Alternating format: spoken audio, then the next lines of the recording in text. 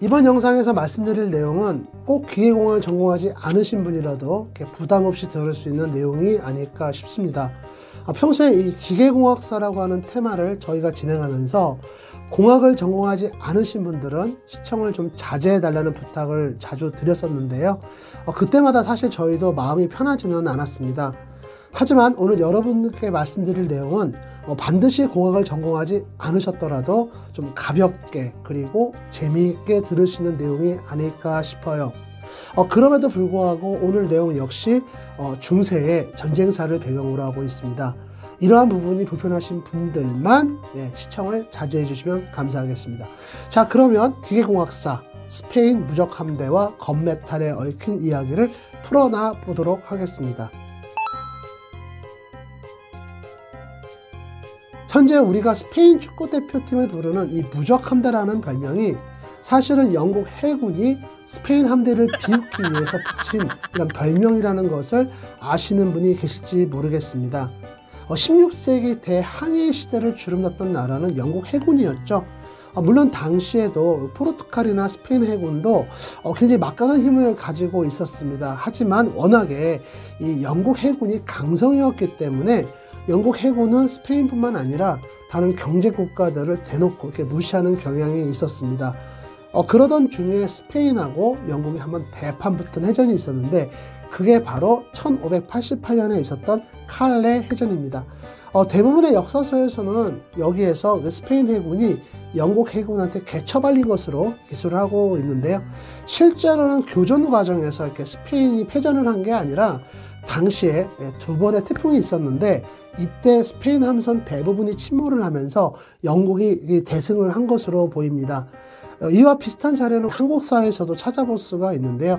1274년에 고려하고 몽골 연합군이 아주 모처럼 의기투합을 해서 일본을 치러 가죠. 그리고 이때 연합군은 이제 바다에서 이 태풍을 만나서 이 일본 정벌이 결론적으로는 무산이 됐는데 일본에서는 이때 이 여몽 연합군, 그러니까 고려와 몽골 연합군의 발목을 잡았던 태풍을 신풍, 그리고 일본어로는 가미가제라고 부르고 있죠. 다시 칼레전으로 돌아와서 어쨌든 두 번의 태풍 덕분에 싸워보지도 못하고 승리를 거둔 영국 해군의 총책임자 프란시스 드레이크는 당시 여왕이었던 엘리자베스 1세에게 스페인 무적 함대에게 대승을 거두었습니다 라는 승전보를 이렇게 보내게 됩니다. 그리고 여기서 스페인 해군을 무적 함대로 표현한 것이 유래가 된 거죠. 그러니까 이 무적 함대라는 의미는 다시 우리 입장에서 생각을 해보면 우리나라 말로 당나라 군대 그런 표현이 아닐까 싶습니다. 하지만 앞에서도 설명을 드렸다시피 스페인 해군도 전적을 비교하면 영국 해군하고 거의 막상막하의 전력을 가지고 있었던 굉장히 저력 있던 군대였습니다. 이 칼레전에서 굉장히 자신감이 올라간 프란시스 드레이크는 다시 군대를 이끌고 이번에는 아예 스페인 본토로 원정을 가게 되는데요.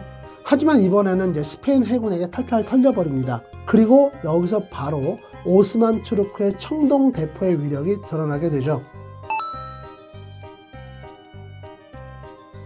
자, 이번에는 잠시 이야기의 무대를 오스만 투르크, 즉 지금의 터키로 옮겨볼게요.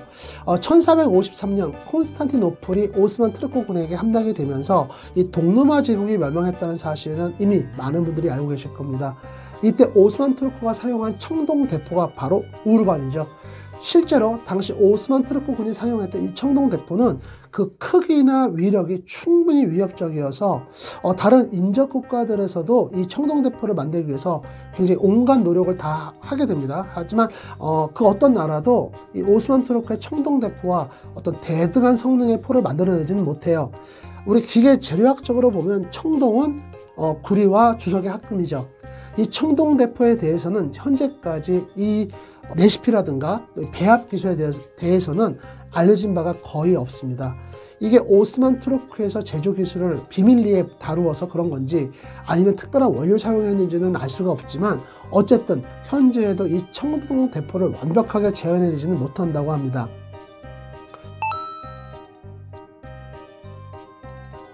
자, 이렇게 청동대포를 가지고 잘 나가던 오스만 투르크도 해전에서는 힘을 쓰지 못한 것 같습니다. 1571년에 레판토 해전에서 스페인 해군은 오스만 투르크 해군을 맞이해가지고 아주 대승을 거두게 됩니다.